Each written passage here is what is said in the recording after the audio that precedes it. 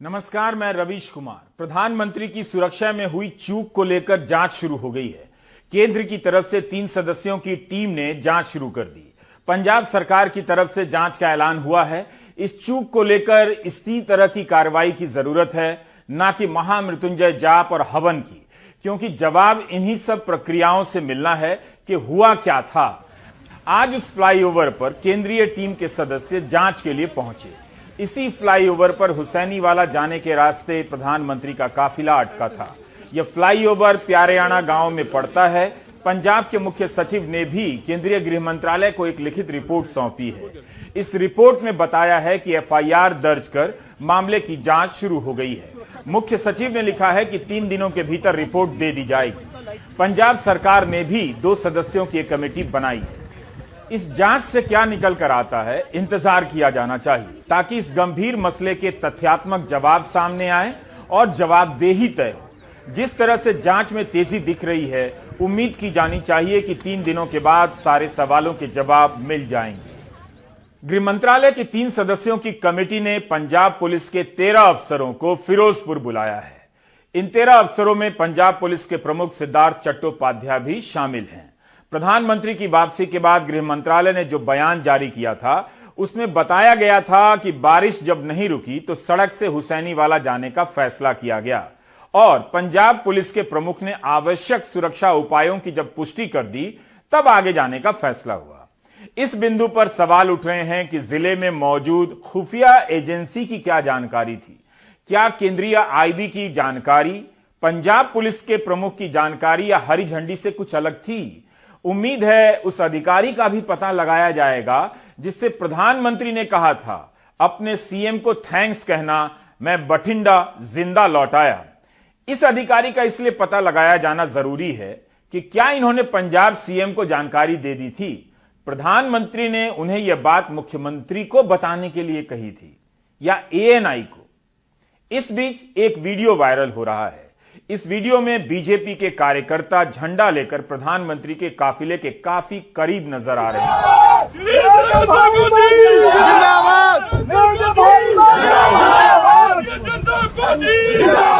इस वीडियो में आप देख सकते हैं बीजेपी का झंडा पहले वाले वीडियो से कितना ज्यादा साफ दिख रहा है।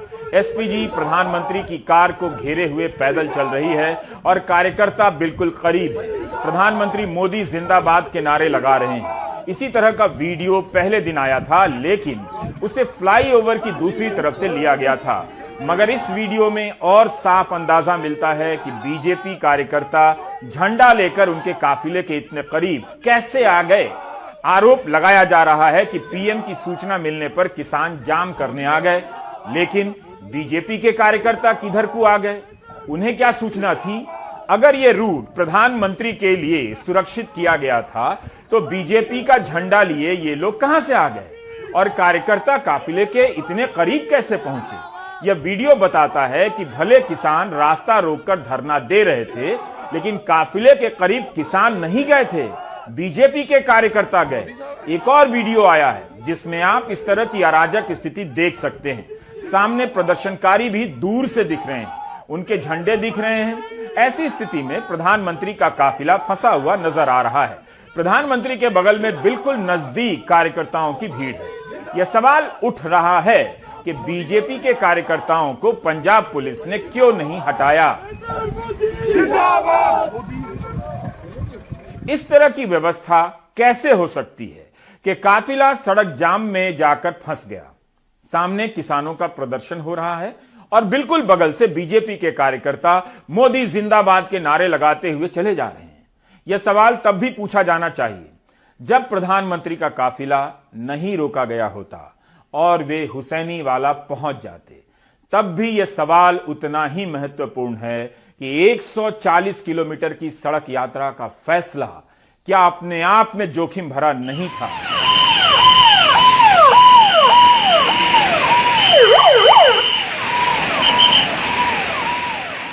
उम्मीद की जानी चाहिए कि जांच के बाद इन सवालों के जवाब मिलेंगे कि 140 किलोमीटर की सड़क यात्रा से प्रधानमंत्री को ले जाने का फैसला किसका था। पंजाब कांग्रेस ने एक और दस्तावेज ट्वीट किया 5 जनवरी को।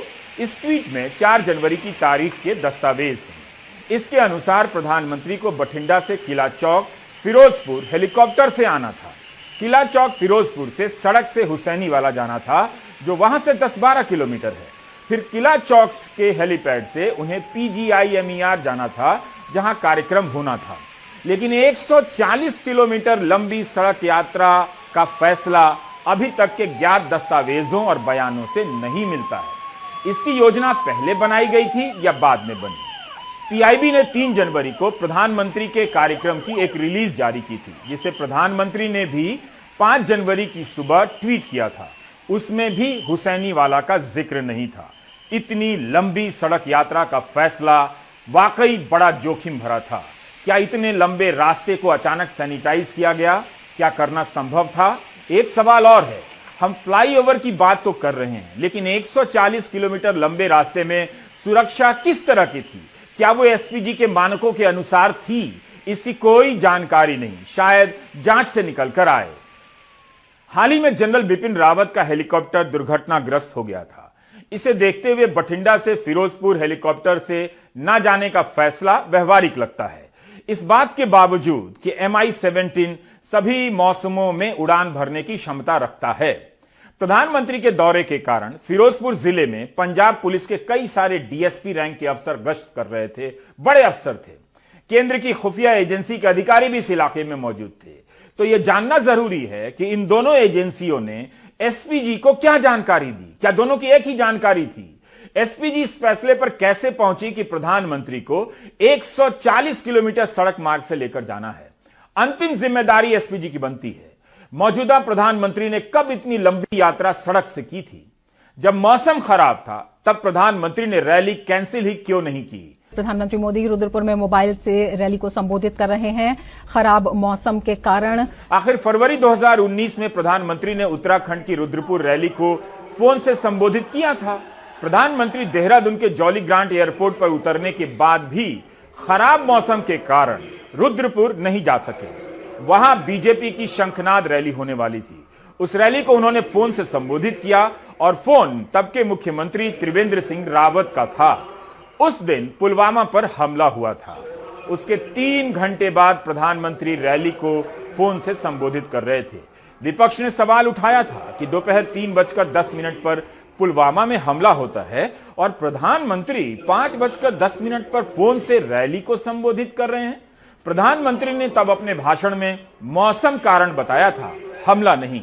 विपक्ष का आरोप था कि क्या प्रधानमंत्री को तब हमले की जानकारी नहीं थी?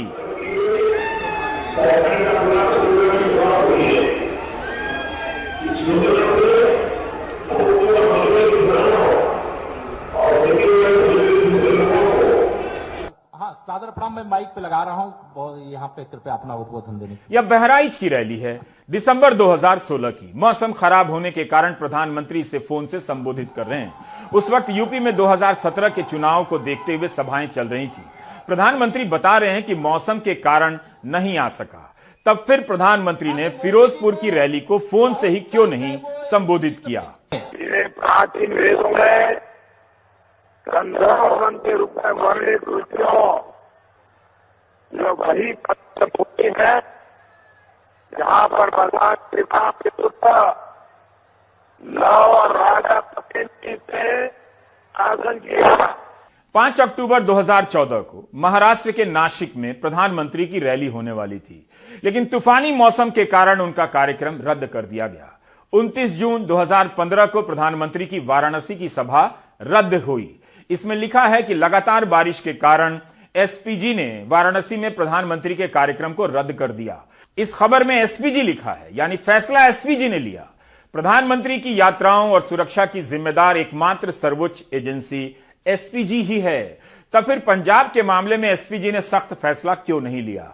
एक और जानकारी, 29 जून को मौसम के कारण वाराणसी का दौरा रद्द होता है, लेकिन उसके कुछ दिनों बाद 16 जुलाई 2015 को, यानी उसी साल कुछ दिनों के बाद एक बार फिर से दौरा रद्द होता है, क्योंकि कार्यक्रम स्थल पर एक श्रमिक की मौत हो गई थी। प्रधानमंत्री ने अपना दौरा रद्द कर दिया।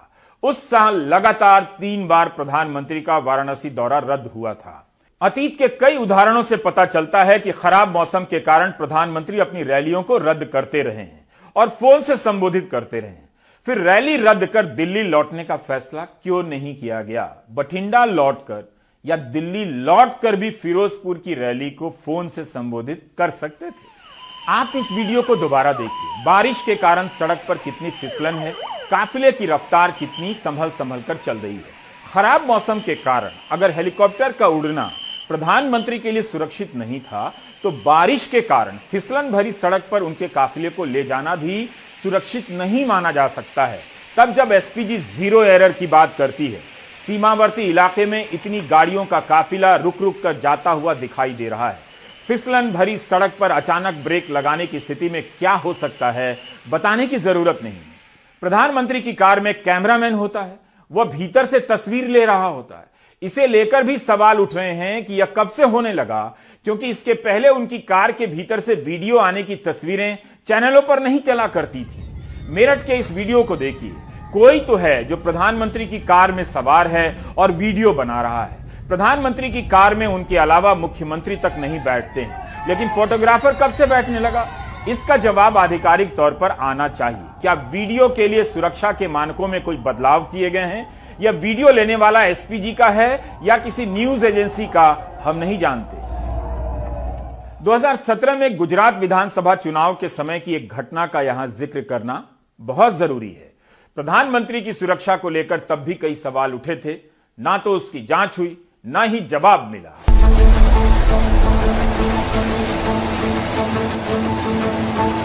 दिसंबर 2017 को जब प्रधानमंत्री मोदी का यह विमान साबरमती नदी से धारोई बांध के लिए उड़ान भरा था, इस उड़ान को एक रोमांचक कथा के रूप में पेश किया गया। उस दिन गुजरात पुलिस ने अहमदाबाद में प्रधानमंत्री मोदी और राहुल गांधी के रोड शो पर रोक लगा दी थी। इस उड़ान को देखने के लिए भी लोग आए थे या लाए गए थे, लेकिन उनके हाथ में बीजेपी के झंडे थे। वे काफी खुश नजर आ रहे थे। प्रधानमंत्री ने भी उनका हाथ हिलाकर अभिवादन किया और विमान में बैठने के बाद भी कैमरा फोकस करता रहा कि कहां बैठे हैं, कैसे बैठे। प्रधानमंत्री बैठकर भी हाथ हिलाकर जनता का अभिवादन कर रहे थे। एक किस्म का रोड शो तो हो ही गया।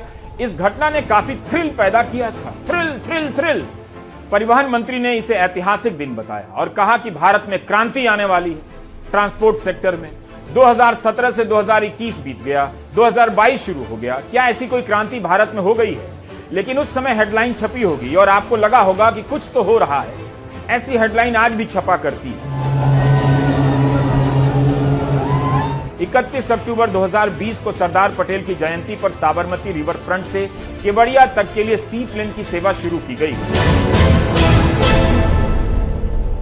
लेकिन 30 नवंबर 2021 को राज्यसभा में जहाज रानी मंत्री सर्बानंद सोनोवाल ने एक जवाब में कहा कि इस विमान का ऑपरेशन अप्रैल 2021 से बंद है, यानी यह सेवा 6 महीने भी नहीं चली। कोविड भी एक कारण हो सकता है, लेकिन यह ऑपरेशन अभी तक बंद है। दूसरे जहाज तो उड़ ही रहे हैं। It can be A revolutionary dream for the people of India. ऐसा तो कोई मतलब प्रधानमंत्री जी है और कोई भी है तो यूज कर सकता है। ट्रायल लिया उन्होंने, कोई कठिन नहीं, उसमें कोई गलत बात नहीं है। जिस घटना को नितिन गडकरी क्रांति के रूप में पेश कर रहे थे, कायदे से उन्हें प्रधानमंत्री की सुरक्षा की चिंता के रूप में पेश करना चाहिए था। पत्रकार गौरव विवेक भटनागर ने उस दौरान द वायर में एक लंबी रिपोर्ट लिखी और बताया कि कैसे सिंगल इंजन के इस विमान में उड़ान भरकर एसपीजी ने अपने ब्लू बुक के निर्देशों से समझौता किया, क्योंकि एसपीजी के ब्लू बुक के अनुसार प्रधानमंत्री को सिंगल इंजन वाले विमान से नहीं उड़ाया जा सकता है। यही नहीं, नागरिक उड्डयन विभाग के महानिदेशक डीजीसीए का भी स्पष्ट निर्देश है कि प्रधानमंत्री, मंत्री या किसी भी वीआईपी को उन विमानों से नहीं उड़ने दिया जाएगा जो सुरक्षा मानकों को पूरा नहीं करते हैं। गौरव विवेक भटनागर ने लिखा है कि प्रधानमंत्री ने बिना परीक्षण वाले विमान में उड़ान भरी, और वो भी विदेशी पायलट के साथ, जो कि डीजीसीए के दिशा निर्देशों का उल्लंघन है। डीजीसीए के दिशा निर्देशों में 2 इंजन वाले विमानों का ही जिक्र है। तब जांच नहीं हुई कि प्रधानमंत्री की सुरक्षा को जोखिम में किसने और क्यों डाला। इसके बाद भी प्रधानमंत्री ने उस विमान में उड़ान भरने का फैसला किया, जो सिंगल इंजन सी प्लेन था और अमेरिका के सॉल्ट लेक सिटी में रजिस्टर्ड था। उसकी इंजन क्षमता डीजीसीए के मानकों पर खरी नहीं उतरती है। डीजीसीए ने कई बार इस बात को लेकर आपत्ति जताई है कि चुनावी और अन्य कार्यों के लिए वीआईपी और एसपीजी सुरक्षा वाले वीआईपी असुरक्षित विमानों का इस्तेमाल करते हैं। देश कभी नहीं जान सका कि क्या प्रधानमंत्री के लिए दिशा निर्देश बदले गए कि वे सिंगल इंजन विमान में उड़ान भरेंगे। जम्मू कश्मीर के पूर्व मुख्यमंत्री उमर अब्दुल्ला ने उस घटना पर ट्वीट करते हुए तब सवाल किया था कि एसपीजी ने प्रधानमंत्री को सिंगल इंजन वाले सी प्लेन में उड़ान भरने की इजाजत कैसे दे दी? क्या इसके लिए दिशा निर्देशों में कुछ बदलाव किए गए हैं? क्या तब सुरक्षा से खिलवाड़ नहीं हुआ? क्या इस बात की कोई जांच हुई थी या यह घटना कुछ और कहना चाहती है? एसपीजी की अंदरूनी दुनिया में कोई ऐसा बदलाव आया है क्या जिस पर सभी चुप रहना चाहते हैं? इस घटना की कभी जांच नहीं हुई और हुई तो पब्लिक में जवाब नहीं आया। यह कोई साधारण घटना नहीं थी। वोटर में भले ही थ्रिल पैदा हो, लेकिन सिंगल प्लेन में उड़ान भरकर प्रधानमंत्री ने जोखिम तो लिया ही था। प्रधानमंत्री की सुरक्षा को लेकर कब मुद्दा बना दिया जाता है, कब उसे शान की तरह पेश किया जाता है, समझ नहीं आता। यह वीडियो बीजेपी ने अपने ट्विटर हैंडल से 15 सितंबर 2018 को ट्वीट किया है। वीडियो के ऊपर बीजेपी ने लिखा है कि प्रधानमंत्री मोदी बिना किसी सुरक्षा रूट के आम लोगों की तरह स्वच्छता श्रमदान के लिए जाते हुए कायदे से बीजेपी को कहना चाहिए था कि प्रधानमंत्री के लिए रूट क्यों नहीं आरक्षित किया गया है। इस तरह से शहर के बीच काफिले का गुजरना ठीक नहीं है जब आम बाइक सवार बिल्कुल बगल से गुजर रहे हैं। इस वीडियो को बीजेपी ने गर्व की तरह ट्वीट किया है कि कितनी बड़ी बात है, जबकि इसे भी सुरक्षा की चूक के संदर्भ में देखा जाना चाहिए था। सुरक्षा में चूक हुई, यह कहीं से हल्का मामला नहीं है, लेकिन जिस तरह से राजनीतिक माहौल बनाया जा रहा है, जाहिर है विरोधी पक्ष भी जवाब में उन प्रसंगों को सामने लाएगा कि उस समय सुरक्षा में चूक का मामला क्यों नहीं उठाया गया। इस वीडियो में भी आप देख सकते हैं कि प्रधानमंत्री वाराणसी के रास्ते से गुजर रहे हैं। स्थानीय लोग उनकी कार के बिल्कुल करीब हैं, बल्कि कार में जाकर पगड़ी पहना रहे हैं, माला पहना रहे हैं, फूल माला बरसा रहे हैं। एक नेता के लिए एकदम से जनता को दूर करना मुश्किल काम है, लेकिन सुरक्षा को लेकर यहां भी सवाल हो सकता है। और प्रधानमंत्री क्यों इतने लोगों को अपने करीब आने दे रहे हैं? इस तरह के कई नए पुराने वीडियो निकालकर सवाल पूछे जा रहे हैं। ये जो प्रधानमंत्री के साथ घटना हुई, ये संयोग नहीं था, ये एक साजिश था उनकी हत्या का। इस साजिश केवल पंजाब के मुख्यमंत्री तक सीमित नहीं है, ये साजिश के तार दिल्ली तक पहुंचेगी। 22 सितंबर 2017, बड़ा ध्यान से सुनिएगा। लंका गेट नामक इलाका है वाराणसी में, प्रधानमंत्री की कॉन्स्टिट्यूएंसी है। प्रधानमंत्री जी अपने लोकसभा क्षेत्र के दौरे पर थे। 22 सितंबर 2017, लंका गेट पर बनारस हिंदू विश्वविद्यालय की कुछ छात्राएं, 500 के लगभग छात्राएं, यौन उत्पीड़न के खिलाफ प्रदर्शन करने आ गईं। प्रधानमंत्री जी को वहीं से गुजरना था। पुलिस के आला अधिकारी गए, मनाने की चेष्टा की, वो नहीं हटी। वो नारेबाजी कर रही थी, वो अपना विरोध व्यक्त कर रही थी, उनका अधिकार था, लोकतांत्रिक अधिकार था। क्या आपने सुना कि प्रधानमंत्री वाराणसी एयरपोर्ट पर जाते हुए मुख्यमंत्री आदित्यनाथ के नाम पे ये संदेश दिए कि थैंक यू आदित्यनाथ जी, मैं जिंदा वाराणसी एयरपोर्ट पे लौट आया हूं? सुना आपने? मेजेंटा लाइन, गौतम बुद्ध नगर, तारीख थी 25 दिसंबर 2017, उसके उद्घाटन पे प्रधानमंत्री जी जा रहे थे। वहां कहीं रास्ता भटक गए, कुछ मिनटों का विलंब हुआ, एक छोटा अधिकारी पुलिस का सस्पेंड हुआ। क्या आपने सुना कि आदित्यनाथ जी धन्यवाद, थैंक यू, मैं जिंदा लौट आया हूं? ये शब्द शोभा देते हैं प्रधानमंत्री को। तो जहां जहां आपके अपनों की सरकार है या आपकी अपनी सरकार है, वहां आपकी जान को कोई खतरा नहीं है। प्रधानमंत्री की सुरक्षा का मामला सुविधा का नहीं होना चाहिए। इसमें सेंध या चूक बड़ी लापरवाही मानी जानी चाहिए। कई लोग कह रहे हैं कि अगर विपक्ष के नेता पर इस तरह का हमला हुआ होता तो हंगामा मच गया होता। उन लोगों से दिखाइए ये वीडियो कि हाथरस जा रहे राहुल गांधी को यूपी पुलिस ने धक्का देकर जमीन पर गिरा दिया था। यह घटना अक्टूबर 2020 की है। कभी आपने देखा कि जमीन पर किसी सांसद को पुलिस इस तरह से धक्का देकर गिरा रही हो? क्या प्रधानमंत्री से लेकर संसद के दोनों सदनों के स्पीकर ने इस पर कुछ कहा? कोई कार्रवाई हुई? क्या कोई बता सकता है कि एक सांसद के साथ इस बर्ताव के लिए कितने पुलिस वालों पर कार्रवाई हुई? उसी तरह हाथरस जा रहे तृणमूल के सांसदों के साथ यह कैसा बर्ताव था? प्रतिमा मंडल, काकोली घोष दस्तीदार और डेरेक ओब्रायन के साथ क्या हुआ? क्या इन सांसदों के साथ इस तरह का बर्ताव करने वाले अधिकारियों के खिलाफ आज तक कोई कार्रवाई हुई है? संयुक्त किसान मोर्चा ने एक बयान जारी किया है जिससे पता चलता है कि प्यारे याणा फ्लाईओवर पर पहले से धरना चल रहा था। किसान मोर्चा ने अपने बयान में कहा है कि जब पुलिस प्रशासन द्वारा कुछ किसानों को फिरोजपुर जिला मुख्यालय जाने से रोका गया तो उन्होंने कई जगह सड़क पर बैठकर इसका विरोध किया। इनमें से प्यारे याणा का वह फ्लाईओवर वह भी था जहां प्रधानमंत्री का काफिला आया, रुका और वापस चला गया।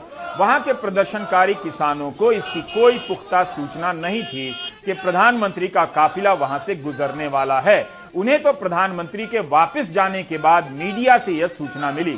मौके की वीडियो से यह स्पष्ट हो जाता है कि प्रदर्शनकारी किसानों ने प्रधानमंत्री के काफिले की तरफ जाने की कोई कोशिश तक नहीं की। बीजेपी का झंडा उठाए नरेंद्र मोदी जिंदाबाद बोलने वाला एक समूह ही उस काफिले के नजदीक पहुंचा था। इसलिए प्रधानमंत्री की जान को खतरा होने की बात बिल्कुल मनगढ़ंत लगती है। पीएम मोदी को कोई खतरा नहीं था, वो अपने आप वापस गए। कारण ये था कि उनकी रैली फ्लॉप हो गई। पंजाब में लोग बीजेपी को नहीं चाहते हैं, उनकी रैली में गैदरिंग नहीं हुई, लेकिन उन्होंने इतना बड़ा झूठ बोला अपनी असफलता को छुपाने के लिए। प्रधानमंत्री की सुरक्षा में हुई चूक का मामला सुप्रीम कोर्ट भी पहुंच गया है। लॉयर्स वायर्स नाम के संगठन ने याचिका दायर की है। Chief justice NV Ramana, justice Suryakant, justice Hima Kohli की बेंच इसकी सुनवाई कर रही है। याचिकाकर्ता के वकील मनिंदर सिंह ने कहा कि एसपीजी एक्ट को देखते हुए एक गंभीर मामला है, सुप्रीम कोर्ट को इस पर विचार करना चाहिए। इसकी जांच पंजाब सरकार नहीं कर सकती। सॉलिसिटर जनरल तुषार मेहता ने कहा कि यह रेयरेस्ट ऑफ द रेयर मामला है। इस घटना से अंतर्राष्ट्रीय स्तर पर शर्मिंदगी हुई है और पीएम की सुरक्षा के लिए गंभीर खतरा पैदा हो गया। तुषार मेहता ने कहा कि लोकल पुलिस वहां थी, स्थानीय लोगों के साथ चाय का लुत्फ उठा रही थी, लेकिन उन्होंने आगे प्रदर्शनकारियों के बारे में एसपीजी को सूचित करने की जहमत नहीं उठाई। यह सीमा पार आतंकवाद का मामला हो सकता है। तुषार मेहता ने सिख फॉर जस्टिस एसएफजे द्वारा सोशल मीडिया पोस्ट का हवाला भी दिया। कहा कि जिला जज की सहायता के लिए सभी सामग्री एकत्र करने के लिए एनआईए को वहां होना चाहिए। तुषार मेहता ने भी कहा कि पंजाब सरकार जांच नहीं कर सकती, एनआईए अधिकारियों की भी उस जांच टीम में उपस्थिति अनिवार्य है। गृह मंत्रालय ने 3 सदस्यों की एक कमेटी बनाई है, वो मौके पर पहुंचकर जांच शुरू कर चुकी है। आपके स्क्रीन पर उसी का वीडियो है, आज का है। पंजाब सरकार ने सुप्रीम कोर्ट में कहा अगर पंजाब का पैनल जांच नहीं कर सकता तो केंद्र का पैनल भी नहीं कर सकता। सुप्रीम कोर्ट ने पंजाब और हरियाणा हाई कोर्ट को मामले के सारे रिकॉर्ड तुरंत अपने पास सुरक्षित रखने के आदेश दिए हैं। पंजाब सरकार को भी इसमें सहयोग करने के लिए कहा है। इस मामले में अगली सुनवाई 10 जनवरी को होगी। इस घटना के बहाने राजनीतिक प्रतिक्रिया से सावधान रहने की जरूरत है। आईटी सेल के जरिए जिस तरह के मीम बनाए जा रहे हैं वे घातक हैं। ट्विटर पर खालिस्तानी ट्रेंड हो रहा है। यह फिर से वही गलती हो रही है। किसान आंदोलन के समय किसानों को खालिस्तानी कहा जाने लगा था। नफरती माहौल एक स्विच दबाते ही चालू हो जाता है। इस तरह के ट्वीट से अब पंजाब पर ही हमला हो रहा है। लिखा जा रहा है कि कांग्रेस कलंक है, यूपी में पीएम, पंजाब में पीएम, अंतर साफ है। काशी में प्रधानमंत्री को चलते हुए दिखाया जा रहा है, लेकिन क्या वहां प्रधानमंत्री बिना सुरक्षा के चल रहे हैं? इस ट्वीट के नीचे लिखा है #भारत स्टैंड्स विद मोदी जी। इस तरह के कार्टून बनाए जा रहे हैं जिसमें इंदिरा गांधी की हत्या को दिखाया जा रहा है। सभी को पता है कि हत्या करने वाला सिख था, लेकिन इस संदर्भ में इसे पेश करने का क्या मकसद हो सकता है? अब यह वही ट्रेंड है जैसे महसे माफिया के बहाने मुसलमानों को टारगेट करो और इस तरह की तस्वीरों के बहाने सिख समुदाय को टारगेट करो। देश की जो सुरक्षा एजेंसीज हैं, अलग अलग जिम्मेदारी है उनके पास, उनकी छवि धूमिल हो। देश के एक बहुत महत्वपूर्ण प्रदेश पंजाब और एक बहुत महत्वपूर्ण संस्कृति जिससे पूरा देश क्या पूरा विश्व सीखता है, पंजाबियत, कैसे उसकी छवि को रौंदा जा रहा है। एक षड्यंत्र के तहत मैं तो कहूंगा कि उसे रौंदा जा रहा है। यह पूरा विश्व देख रहा है। आखिर कारण क्या है कि आप सरेआम, और देश के आप राजा हैं, प्रधानमंत्री हैं, दूसरा टर्म चल रहा है आपका, 303 सीटें हैं आपके पास, कई राज्यों में आपकी सरकार है, लेकिन आप देश की छवि के साथ खिलवाड़ करने में 1 मिनट नहीं लगाते, आप और आपकी पूरी पार्टी और आपके कुछ करीबी मीडिया के साथी। ये क्या हाल बना रखा है देश का? कुछ दिन भी नहीं बीते हैं, हरिद्वार में मुसलमानों के नरसंहार के नारे लगाए जा रहे थे। प्रधानमंत्री ने निंदा तक नहीं की। लेकिन आप सभी नफरती बातों से दूर रहिए। ये वही मसाले हैं जो घर घर में आपके लाडलों को सांप्रदायिक बना रहे हैं। सांप्रदायिकता इंसान को मानव बम में बदल देती है। बम से ख्याल आया कि फरवरी 2016 में ऑटो एक्सपो लगा था। वहां हमने 9 करोड़ की एक कार देखी जो ऑर्डर देने के बाद 9 महीने में बनकर तैयार होती है। यह कार वीआईपी और धनिकों की सुरक्षा के लिए बनाई गई है। ये एक अलग प्रकार की कार है। दरवाजे को खोलने के लिए बहुत ताकत भी चाहिए। 160 किलो का, क्योंकि जो ये खरीदेगा खुद तो खोलेगा नहीं। खुद तो खोलेगा नहीं। और इसकी कीमत क्या हो सकती है ऐसी गाड़ी? ये गाड़ी में काफी सारा कस्टमाइजेशन होता है लग्जरी को लेके या इसके बाद भी ये जो मॉडल ब्रॉडली इसका प्राइस अप्रोक्सीमेटली 9 करोड़ से करीब होगा। 9 करोड़ के आसपास की ये कार है। तो इसके अलावा क्या है, मजबूती के अलावा इसमें क्या है? मतलब अगर किसी संकट में ये कार फंस जाए तो उस व्यक्ति को कैसे बचा सकते? काफी सारी चीजें हो सकती है। जैसे ऑब्वियसली अगर कोई गन शॉट्स फायर करता है या लैंड ग्रेनेड्स रहते हैं तो obviously car is strong enough to take those things. कोई भी बुलेट इस शीशे को पार करके नहीं आ सकती। बीट AK-47 का स्प्रे करे कोई या फिर कोई स्नाइपर राइफल से दूर से आपको शूट करने की कोशिश करे, इसको पार करके नहीं आ सकती। ऊपर से पार करके नहीं आ सकती। ये किसी एंगल से अंदर गोली आ नहीं सकती। मान लो किसी ने सोचा कि मैं केमिकल अटैक करूंगा, केमिकल बॉम्ब से मैं अटैक कर दूंगा जिससे जो धुआं अंदर आता है उससे आदमी को परेशानी हो सकती है। तो जैसे ही आप सेंस करते हो कि केमिकल अटैक हुआ है, on a click off button आप बटन प्रेस करोगे तो गाड़ी का ककून एकदम बंद हो जाएगा। गाड़ी के अंदर फ्रेश एयर सिस्टम ऑटोमेटिकली चालू हो जाएगा। 10 मिनट तक आपको फ्रेश एयर मिलेगी गाड़ी में, जिसका बाहरी एटमॉस्फेयर से कोई लेना देना नहीं। कोई लेना देना नहीं, ये पूरा ढक जाएगी कार और दिखेगी नहीं। हाँ, और हवा आपको जो है वो अंदर फ्रेश एयर आ जाएगा और 10 मिनट में आप उस सिचुएशन से बाहर निकल सकते हैं। अगर इस स्तर की सुरक्षा लोग चाहते हैं तो 9 करोड़ सिर्फ तो वो कुछ भी नहीं है। बिल्कुल, तो 9 करोड़ तो कुछ भी नहीं। अगर जमीन पे आग लगी है तो एक बटन आप प्रेस करोगे तो फायर एक्सटिंग्विशर्स एक्टिवेट हो जाएंगे और आग जो है बुझा दी जाएगी। ये तो जेम्स बॉन्ड की फिल्मों में ऐसी कारें होती हैं। कुछ हद तक वैसी है, कुछ हद तक वैसी हैं। और लैंडमाइन के मामलों में भी सेफ्टी। और पूरी की पूरी गाड़ी जो है वो एंटी मैग्नेटिक है, तो अगर कोई बम जो है वो चिपका नहीं सकता गाड़ी के नीचे किसी भी पुर्जे पे, तो चिपक ही नहीं सकता because it is anti magnetic. गाड़ी पे अटैक होने के बाद गाड़ी आपको बचा के एक डिस्टेंस पे लेके जाती है। वो डिस्टेंस पे लेके जाने के बाद गाड़ी में इतना अटैक होता है कि गाड़ी रुक जाएगी। तो रुकने के बाद 160 किलो का दरवाजा खोलना अंदर से बैठ के, अगर किसी को अंदर कुछ चोट आई है तो दिक्कत हो सकती है। तो गाड़ी में इस प्रकार की अरेंजमेंट करी गई है कि यहाँ पे गाड़ी में एक बटन होगा। बटन को अगर आप प्रेस करोगे तो हर एक डोर के हिंज में उसमें एक छोटा सा ग्रेनेड रहता है जो ब्लास्ट हो जाता है। तो ब्लास्ट होने से डोर आप धकेल दोगे तो डोर अपने आप बाहर आ जाएगा। दरवाजा को खोलने के लिए भी इसमें ग्रेनेड से ब्लास्ट छोटा सा ब्लास्ट करेंगे जिससे दरवाजा का हिंज टूट जाएगा। आप उसको पुश करोगे अपने आप दरवाजा बाहर आ जाएगा। अब वो सब वाले सुरक्षा वाले आदमी तो हम बनेंगे नहीं, लेकिन इस तरह की कार में बैठ के उनके जब वो काफिलों में गुजरते हैं तो उनके भीतर के नज़ारे का अंदाजा तो आपको जरूर दिला सकते हैं कि हालांकि ये काम क्रांति का है, लेकिन मैं प्रयास करता हूं कि इसमें मुखड़ा देखने के लिए आईना भी है, बहुत तरह की बत्तियां हैं आप पढ़ने के लिए, एयर बैग्स इस तरफ भी हैं, एयर बैग सामने भी हैं, और जैसा कि उन्होंने बताया कि आग लग जाए सड़क पे, उस सड़क से भी ये गुजर सकती है। इस काम का यही एक फायदा है कि हम भले कोई चीज खरीद ना पाए, वहां तक पहुंच ना पाए, पर आपको बताने और दिखाने के बहाने हम उसके भीतर तक तो चले ही जाते हैं।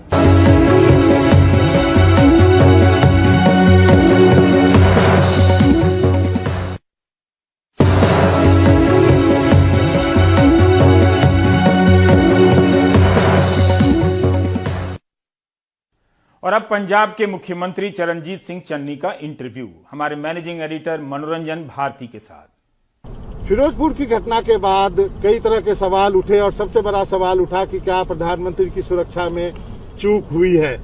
कांग्रेस की तरफ से खुद जो है पंजाब के मुख्यमंत्री ने अपना पक्ष रखा है और आज हमारे साथ है जो कि एक चुनावी सभा को संबोधित करने के बाद निकले हैं। सर, आपका एनडीटीवी से बातचीत करने के लिए बहुत बहुत शुक्रिया। सर, मेरा सबसे पहला सवाल है, क्या आप मानते हैं कि प्रधानमंत्री की सुरक्षा में चूक हुई है? ऐसा है कि प्रधानमंत्री जी हमारे देश के हमारे सबके प्रधानमंत्री हैं। मैं उनका बहुत सत्कार करता हूं और मैं दिल से उनको यहाँ जब वो आए हैं हम सब ने उनको स्वागत किया है, अभिनंदन किया है। लेकिन वो बाई एयर जाने वाले थे, तो उस मौके पे उसी समय जब वो बठिंडा आकर उतर गए